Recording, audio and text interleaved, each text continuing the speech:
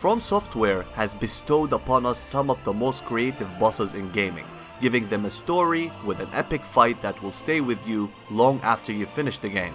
As requested, in my last video, we are going to look at two unique bosses, one from Dark Souls 3 and the other in Bloodborne. These two bosses are not your typical monsters, nor your typical humanoids in armor. These are two fabulous good-looking ladies that wanna kick your ass hard. They will tear you apart, so don't be deceived by their friendly looks. Interestingly, both of these bosses are found in DLCs as they are not part of the base game. They have a lot in common, but also they have a ton of differences. Who would win if these two ladies go against each other? In order to find out, we have to examine both of these bosses and try to deduce which one is better in the grander scale of things. So who will it be? Is it Lady Friede or is it Lady Marie of the Astral Clock Tower? Let's find out. What is a boss fight without an epic backstory? What I like about this series is that a lot of people come by these bosses and beat them without ever knowing anything about their story. They will even think that they don't have any story.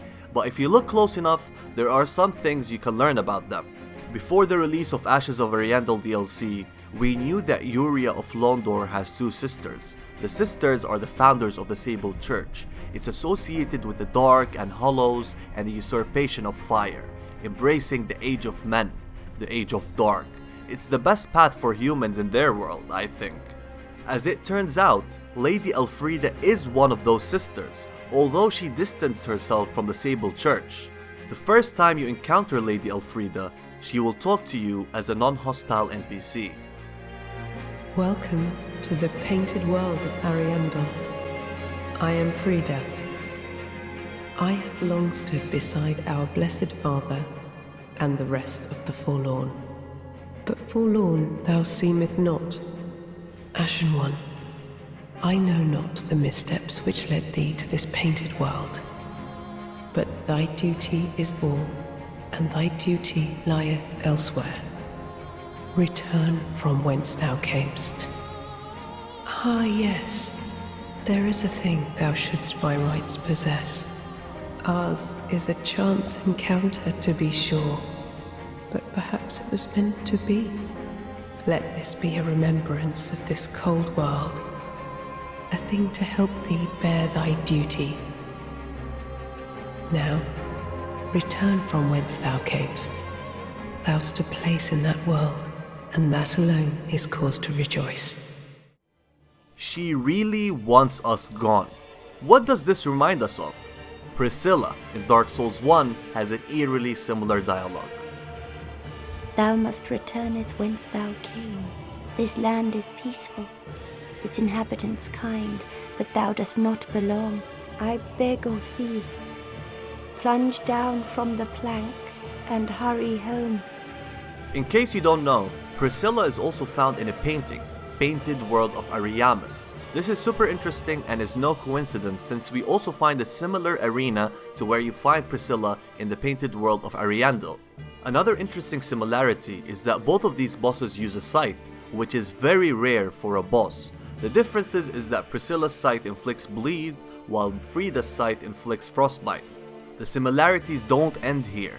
Both have the power to go completely invisible, something that no other boss can do other than them. A stark difference though is that Friede is ash, while Priscilla is a mixed breed of dragon and Gwyn's kind, which are referred to as gods in the Dark Souls universe. Fascinatingly, there is a similar creature in close proximity to Friede. Is it coincidence? I think not. The second time you encounter Friede is when you initiate the boss fight.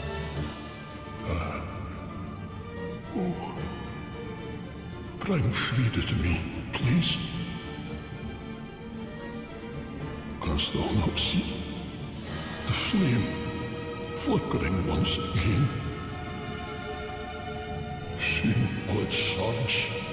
I can see it, feel it.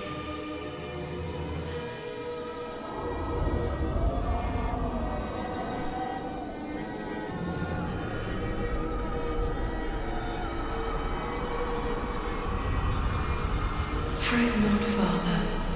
We have no need of thy flail. is only the flame quivering at misguided ash. Please avert thine eyes.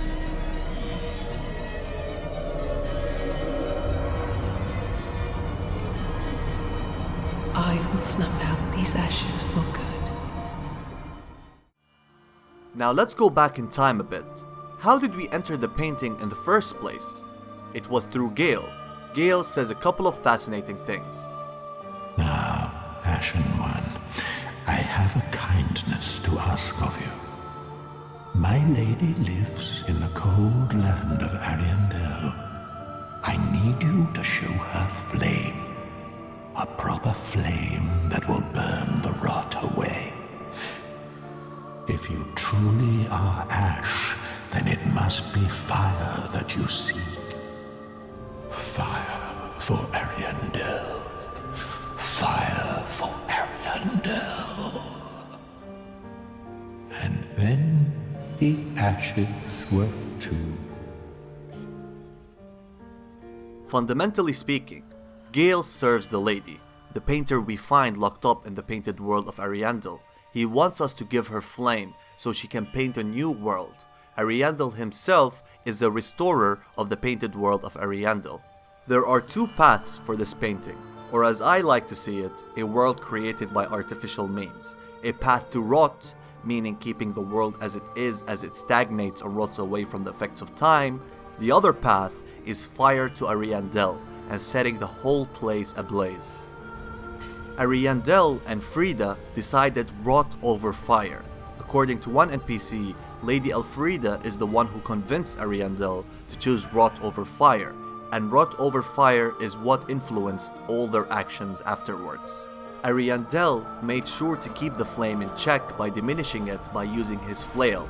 This way they made sure that the world stays to rot. But there are two more threats to Ariandel and Friede: the painter and the random Ashen One that one day might arrive. That's why they made sure to lock the painter up very close to them and putting Vilheim to guard her. According to Gale, by having two Ashen Ones, the world sets ablaze. This way the painter can paint a new world.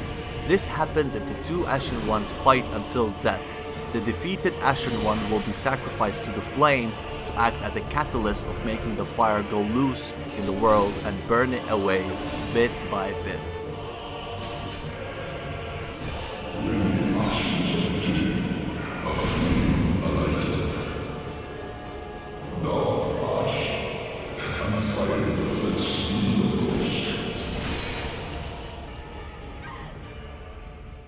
When you enter the boss room for the first time, you hear Ariandel saying the fire is flickering once again. This happens because of our presence, and that's why he asks Friede for the flail, so he can diminish the fire and fight it so the world keeps rotting away. The second phase of the fight, her blood drips into the Lord Vessel-like object. This will ignite the flame, but will resurrect Friede too. Now, we know why Friede was passive and non-hostile to us when we first meet her. She doesn't want any confrontation with us since that will lead to fire and flame, and she already knows that we are ash, same as her. A big question is why the hell a lady from the Sable Church wants to keep the painting in a rotten state. Why would she care about the inhabitants in the painting, the Corrivians, if they themselves want the world to burn away, and her actions go against their wishes, but she stands behind the veil of being a caring person, and she does this to protect them, which I don't buy. What is her motivation? The mystery thickens once you realize that she went to the painting by choice through Gale, as he references her in his dialogue. Wait, you've the same scent as that woman. Then you must be an Ashen One. Yuria, Friede's sister, has additional dialogue once you defeat Friede. It further confirms Friede's past association with the Sable Church. Our lord and liege, 'twas the soul of my sister, Elfriede. The poor wench turned to ash, who would abandon London. If thou wouldst, let it nourish thy lordship. and in return, do her one small kindness. Remember those who stayed by her to the end, in the shadows cast by fire. And lastly, my lord, take up thy rightful mantle of usurper. An intriguing fact that emboldens the idea that Friede has still not wavered her loyalties to the Sable Church is that if you defeat the game with a Usurpation of Fire ending, she starts referring to you as Lord of Hollows and the Lord of Londor. She also makes a toast in your name and glory, and tells us to bear thine duty whatever the cost is, as if she doesn't mind the world going to fire as long as you wish it. This further proves that her loyalties still lie within the Sable Church, since she acknowledges your leader role in the movement. Moreover, every time Friede kills you, she has a dialogue. Interestingly, every phase has a different dialogue. This changes too when you are the Lord of Hollows, and her dialogue here is very interesting. So I'm going to play you the different dialogues she has when you are the Lord of Hollows, so we can add more context to Friede's story. Lord of Hollows, I know not the missteps which led thee to this painted world, but thy duty is all, and thy duty lieth elsewhere. Ah yes, there is a thing thou shouldst by rights possess, a remembrance of this cold world for the great Lord of Londor. May it help thee bear thy duty. Return from whence thou camest. Furia surely awaits thee. Leave us be, Ashen One. Thou art the Lord of Londor, and have thine own subjects to guide. Now I believe I know what theme Miyazaki tried to portray in this DLC. If you noticed, the linking of the flame in the painted world of Ariandel works in the exact opposite way in how the flame works in the real world that we play in Dark Souls 3. The linking of the flame in the kiln prolongs the age of fire, while linking the flame in the painting totally destroys the world and helps in painting/building a new one. It's either Miyazaki wanted to experiment with different themes and ideas, especially the fight between light and dark, or there's a huge fate that awaits the Lord of Hollows, something that we yet don't know and will discover in the next DLC, something that might change our understanding of the world, and it might offer an ulterior path to the world, something that doesn't require linking or usurping the flame. I believe reality is the mix of both. Only time will tell. I think her motivation will be explained more or expanded upon in the next DLC, as we know for a fact from a recent Miyazaki interview, the director of Dark Souls 3, that the two DLCs are continuation of each other. Miyazaki states, and I quote, DLC 1 and DLC 2 are continuation of each other. However, each DLC has its different game composition, maps, situations, and concepts, so DLC 2 will not feature another snowy map. DLC 1 theme is gothic horror, and DLC 2's theme is digging deeper into the Dark Souls 3 universe. End quote. This is similar to what was going to happen in Bloodborne. It originally was 2 pieces of DLC, then they decided to make them as 1 DLC. So the cliffhanger that we are left with in the end with the painter will continue in the next DLC. My thanks, Ashen One. I can almost see the flame. Soon, Uncle Gale will bring me the pigment. I wonder if he has found it. The dark soul of man. I hope they give more explanation to what was really happening in the painting in the next DLC, and hopefully we'll learn more about the real intentions of Friede and her actions. The last mystery here is what the hell is this figure that you find after you kill Friede and Ariandel. It has a tail just like Priscilla, but I can't deduce anything more than that. If you have any insight about it, please share in the comment section below. Let's move to Bloodborne, to Lady Maria of the Astral Clock Tower. When you start the hunt in Bloodborne, you are introduced to your literal caretaker, the Doll, one of the inhabitants in the hunter's dream. You level up your character through her, and through her you become stronger. Her pleasant and kind words are rare in this bleak world. Her presence soothes the experience the hunters go through. Honorable hunter, you will hunt beasts, and I will be here for you, to embolden your sickly spirit. Before the DLC, We knew through the item descriptions that the doll is based on somebody that Gehrman knew, most probably somebody he loved, or at least respected. The Moon Presence, the Great One, and the creator of the Hunter's Dream created the doll in this figure, although we don't know if that was Gehrman's wishes. No matter how much you tried, there was no clear answer to who the doll was based on before the DLC. The best hint we got is from the old Hunter bone, found very close to the real doll in the real Hunter's Dream, the workshop. In late November 2015, the old Hunter's DLC was released. Once you reach to the top where the clock tower resides, you will find a mysterious figure sitting on a chair.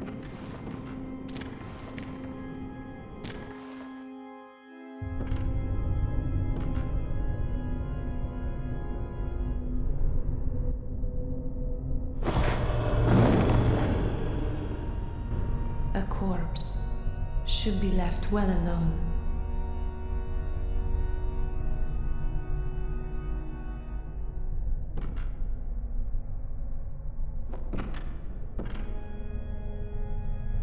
Oh, I know very well how the secrets beckon so sweetly. Only an honest death will kill you now. Liberate you from your wild curiosity. First thing you will notice other than you starting a boss fight is that Lady Maria has the same exact voice actor as the doll. She looks very similar to her too, silver hair, tall, and much more. The most apparent differences is their clothes and their temper, of course. The doll does all she can to help you, while Lady Maria does everything she can to kill you. After defeating her, you can access her armor and weapon. Here is where we learn the most about her. Lady Maria was one of Gehrman's students, and one of the first hunters, or as they say, an old hunter. She admired him and looked up to him. She is also a distant relative to the Queen of the Vilebloods, Annalise, which suggests that Maria has a Cainhurst bloodline, which fits perfectly well as they also have silver hair and wear very similar armor to her with similar colors too. It is hinted that Gehrman had feelings for her of some kind, but he never shared that to her. She was unaware of his curious mania. Gehrman was leading an expedition to the fishing hamlet to investigate a rumor they heard that says that the Great One was found dead ashore. Just quickly off topic, one of the most annoying things is that they actually showed Gehrman in the fishing hamlet in the DLC trailer, but we never see that in the actual DLC. I just wish they touched upon that somehow. Going back to topic, Lady Maria tags along with Gehrman and other hunters to the fishing hamlet. What the hunters did to the citizens of the fishing hamlet was extremely grotesque and immoral. Every reference to their deeds there are horrible. The hunters at last found the corpse of the Great One. The Great One seemed to be pregnant prior to death. It might be what caused its death perhaps, since we know that Great Ones can't reproduce. So Gehrman, Maria, and the old hunters cut open the Great One. This act disgusted Lady Maria, and it was an event that changed her life forever. The guilt she bears from that day will haunt her for all days to come. Gehrman and the hunters successfully returned the body of Koz and the dead orphan inside to Bergenworth. Before that, when the villagers found the corpse of Koz, which by the way is what I believe Lady Maria was referencing when we first meet her, the corpse was covered in parasites that infected the villagers, which you can see firsthand in the village. That's one of the reasons why the hunters did these horrible experiments on the villagers. I believe Lady Maria was so entrenched in guilt that she wanted to be involved in the research hole herself so she can help the patients there, the victims of the experiments, who reference her as a motherly figure. One day, the guilt was too much to bear. She threw her weapon, the Rakoyo, into the dark well. She dies afterwards, presumably suicide. Her death infuriated Gehrman. He will never be able to share his feelings with her. This haunted Gehrman for the rest of his life, going as far as designing and creating a doll in the real world that resembles her. What's more interesting is the direct connection between Lady Maria and the doll from the dream. Once you defeat Lady Maria, you get new dialogue from the doll. Good hunter, this may sound strange, but have I somehow changed? Moments ago, from some place, perhaps deep within, I sensed a liberation from heavy shackles. Not that I would know. How passing strange. Even though Lady Maria is from another realm or reality, the doll felt liberation from heavy shackles after Maria's death, as if these two share the same emotions, or as if Maria talks through the doll. Maria, one of the first hunters, respected by Lawrence, German, and all the hunters at the time. Her tale is a tragic one. She was known for her kindness, she saw horrors of duty, and paid with her life. There is a lot more to the story of Lady Maria and Lady Elfriede, but that will take forever to cover. Just remember that Lady Elfriede's story might be incomplete. Only time will tell once DLC 2 drops. So which story do you like more? This is totally subjective. Lady Maria's story is more solid as of now, since Bloodborne's story has been told, there will be no further updates to it, whereas Dark Souls 3's story has not ended yet. That's why everything feels in shambles in the first DLC. The second DLC should give the story more legs to stand on. Hopefully at least. So for me personally, Lady Maria of the Astral Clock Tower wins the lore category. Let's look at our second factor, boss design. Both Lady Maria and Lady Elfriede tower above the player. They are unnaturally tall, especially for females, but my guess is this serves the mechanics better. Lady Elfriede is found in the Ashes of Ariandel DLC. The fight consists of 3 phases. The first phase is a 1 vs 1 duel. She has plenty of moves here. Other than tearing you apart with her scythe, she can go invisible. Not spotting her in time will result in her signature move. It's a super cool grab attack that will demolish your HP. You can spot her movements while she is invisible, and going close to her will reveal her while she initiates the grab attack. Attacking her in this window will stop her from proceeding with a punishing grab attack. Lady Elfriede also unleashes waves and waves of frostbite attacks. They cover huge areas too.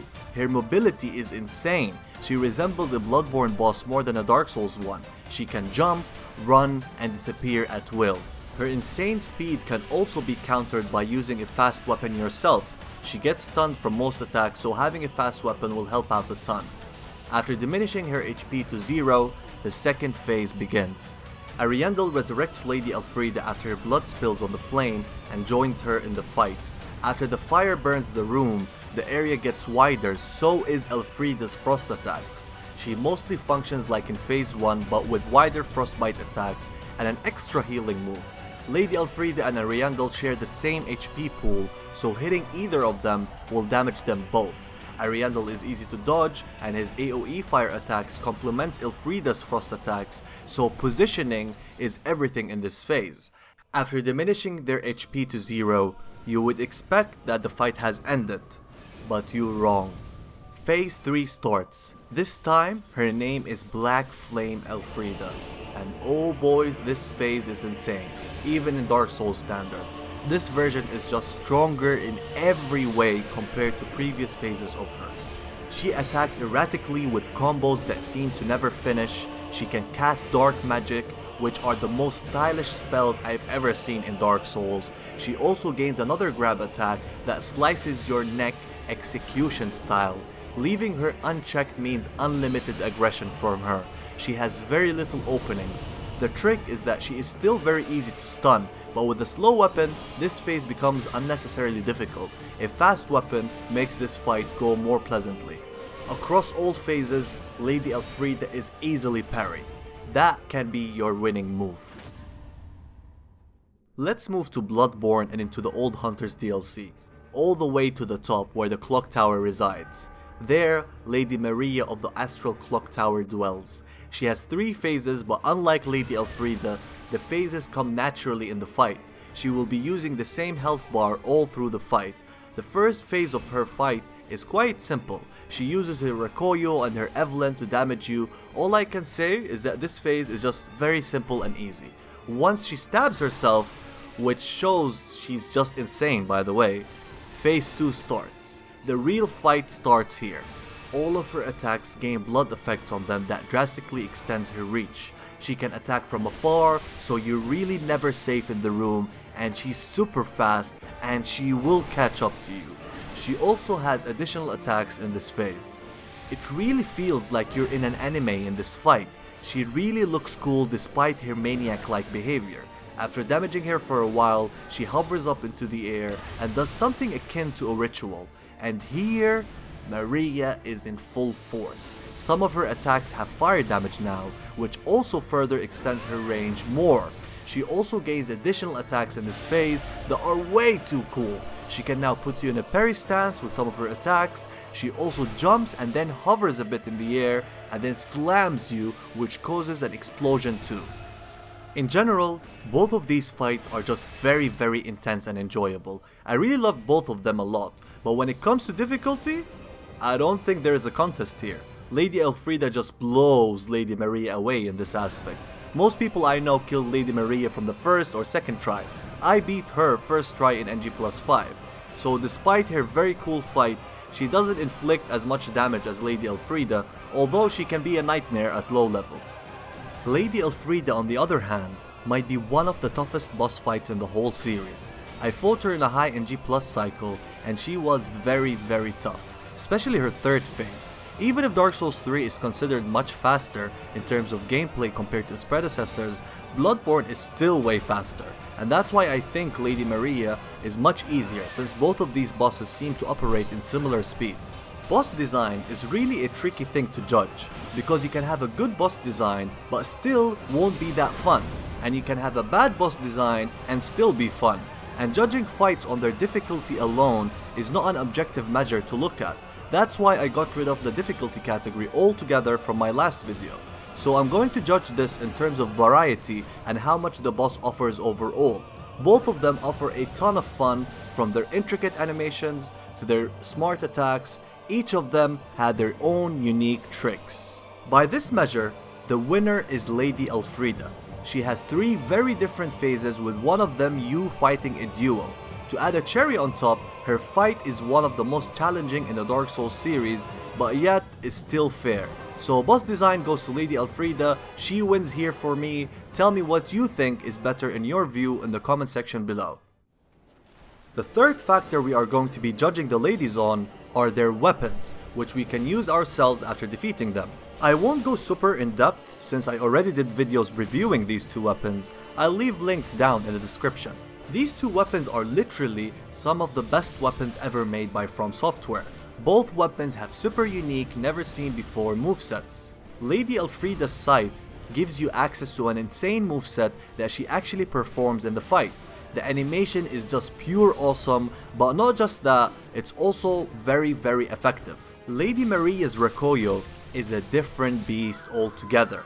Dual wielding these monsters is truly a joy. You can perform 6 stylish attacks that include spinning, slashing, and thrusting. So which weapon is stronger overall? Let's not forget, these are 2 different games, so you have to also take this into consideration. In PvE, Friede's Great Scythe is really good, but it's nothing over the top, since you cannot be as fancy with your attacks against huge monsters. The damage is moderate to nothing too high. This weapon cannot be buffed, so there is no real way to push its potential. The Rekoyo in Bloodborne is just fantastic. One of the best in the game, no doubt, especially when you equip the best gems, the ones you find deep in the Chalice dungeons. You can buff it with paper and use beast blood pellets to further push the damage. Using the right moves, especially the ones with hyper armor, totally destroys monsters in the game. The speed on it is insane too. The DPS is very high, but it does consume a lot of stamina. So in PvE, the Rekoyo is the clear winner. PvP is where Friede's Great Scythe shines. Its fancy attacks are suddenly super useful here. I think of it as the best scythe in Dark Souls 3. Other than being super effective, I have tons of fun while using it. It's just a super fun weapon to use overall, as it's a one-of-a-kind weapon in Dark Souls 3. Even with all the strength of Friede's Great Scythe, it doesn't compare to when we talk about the Rekoyo. We are talking about the best weapon ever in PvP. There is no equivalent weapon in the Dark Souls series. It's like you're cheating when using this. Even the cheesiest weapons in Dark Souls dreams to reach Rekoyo's level. This is just the ultimate spam and whim weapon. When I used to invade with it, I felt like I was a boss myself in their world. It was just too easy to kill anyone with it. You can kill a fully fledged HP build in a couple of seconds if you had the chance. So the Rekoyo is the clear winner here. That's why also it took my number 1 weapon in my top 10 weapons of Bloodborne video. Make sure to check it down in the description if you haven't seen it yet. The location of the fights adds further flavor to the atmospheric feel while engaging a boss. After triggering the wheel mechanism under the church in the painted world of Ariandel, a statue moves and opens the way to Ariandel. The area there is just pretty standard. The unique thing about this room is that it opens up when the fire surges in the second phase. This caters to the duo fight and gives you more space to navigate. It's a small yet very nice touch as it changes the way you fight in the room, and you definitely need a lot of space since Friede is super fast and will catch up to you most of the time. Now going into Bloodborne, Lady Maria is found in the Astral Clock Tower. She's there to protect the secrets of the fishing hamlet, which is kinda weird since this stands opposite to what she believes. Why does she want to protect a secret that she herself despises?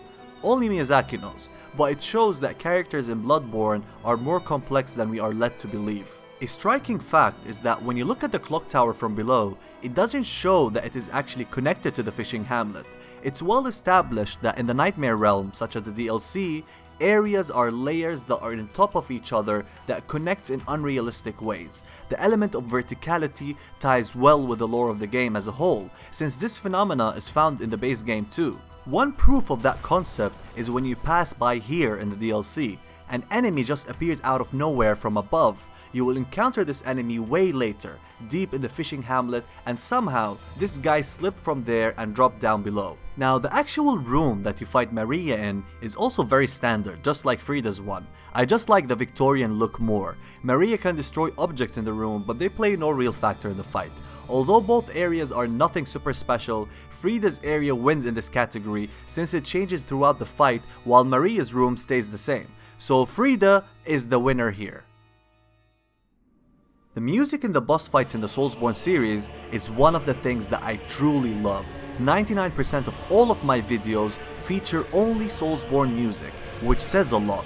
Thank God From Software allows us to use them without any copyright problems. From Software is really dedicated to make them as high quality as they can. It also makes fights more memorable, since music and smell have different effects on your mind and how you remember things. I'm pretty sure that anyone who has played the games in the series can identify Ornstein and Smol's theme or Ludwig's theme by sheer memory. Lady Maria's theme and Friede's theme have the same lead composer, Yuka Kitamura. She is definitely my favorite composer in this series. She is a very talented composer. She was the lead composer for Ludwig's theme, Alonne's theme, Soul of Cinder's theme, and many other favorites. She also played a role in Gehrman's theme. A big difference between Bloodborne's music and Dark Souls 3's music is how they record them. Bloodborne features a fully fledged orchestra, so everything you hear is actually done by real instruments and real people. That was of course funded by Sony, that's why they were able to make this massive feat possible. Dark Souls 3 on the other hand is done on computer software, which is not necessarily bad, it's actually way more cost effective for any company, so it's understandable. Since my English is limited, I have a super difficult time in describing the feel of these pieces of music in mere words, so I'll be quick here in my judgment. Both are top notch, no doubt, but Lady Maria's theme is one of the best of all time for me. It really reflects Lady Maria's position, which is extremely difficult to do with music. Lady Friede's one, although epic, it just stops there. There is no feel of emotions like Lady Maria's one, therefore Lady Maria has the better theme and she wins for this category. One last note, I think Yuka Kitamura should have way more recognition for her work. She has real talent. All in all, Lady Maria wins the story, weapon, and music categories. Lady Friede wins the boss design and setting categories. So Lady Maria is the winner for me. But one last thing, who will win if they go head to head against each other? First, we have to exclude Ariandel from the equation. Then we want both of them in their last form, which is their strongest. In this hypothetical scenario, I think it will be a very close fight, even though Friede is way harder to fight against. Lady Maria's last form is very strong in high NG cycles, but Friede still has a full HP bar in her last form, while Lady Maria has third of her HP. So Friede will win easily in this scenario, but if Lady Maria has a full HP bar, then I cannot give a definite answer, but I guess Lady Friede wins. Thanks everyone for watching. I hope you enjoyed this rather long video. I would love it if you suggest what boss comparisons you want to see in the future in the comment section below. Like for example, Fume Knight against Artorias, or maybe Sarah Alonne versus Nameless King. There will definitely be one comparison video of Orphan of Cause and whatever last boss we get in the second DLC. Make sure to watch Soul of Cinder versus German's video if you haven't watched that one yet. And if you enjoyed this video, I would really appreciate it if you like and subscribe, as that is the only way to support this channel, and also a lot of new content's coming your way, so make sure to subscribe. Anyways, I will see you on my next video. Farewell.